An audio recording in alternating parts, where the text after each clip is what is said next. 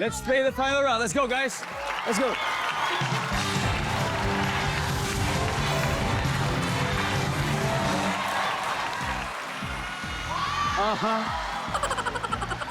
Okay. Triple points. Top 4 answers hinahanap natin. Bakit nagpapalit ng kurso o nagsishift ang isang college student? Go! Christian? Nahihirapan. Ayoko na, magsishift ako. Nandyan ba yan? Nahihirapan. Top answer. Christian, pass or play? Play. Okay, play. Let's go. Play.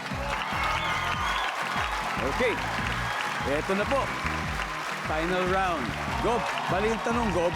So, bakit po kaya nagpapalit ng course o nagsishift ng kurso ang isang college student? Mga wala ng pambayad, masyado. Tuition. Tuition. Oo. Nandyan ba yan? Walang pambayad. Wow. Ayun.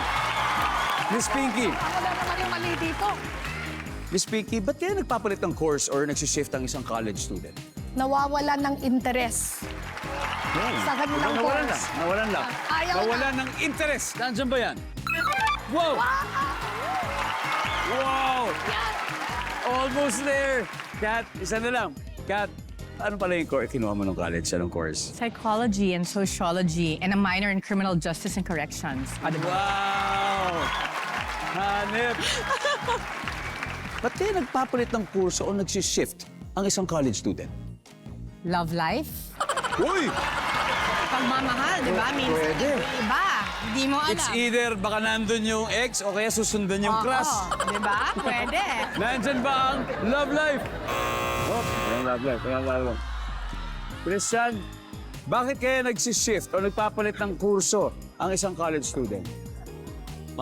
Hindi maganda yung facilities. Oh, hindi maganda yung facilities. Services? Whoa! Guys, usap-usap na kayo. Okay. Gob, bakit po kaya nagpapalit ng course or nagsishift ang isang college student?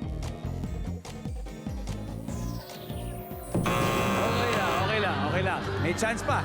Kung mali sila dito. Oh, guys. Bakit daw? Bakit? Beto. Ang sagot ko, ayaw kasi ng magulang. Yung, di ba? Minsan sila nasusunod. Liana. Tinamad? Wala, tinamad lang. Charis. Ako yun din. Parang yun din. David. Okay. Bakit nagpapalit? Ikaw na din. Hindi, pero ikaw. Nagpalit ka ba ever, David?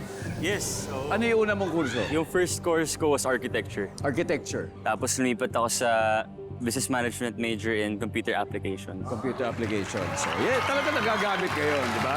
Bakit kaya nagpapalit ng kurso ang isang college student? For the win. Ano, David? Sa magulang. Ha? Magulang. Magulang! Ayaw daw ng magulang. Services?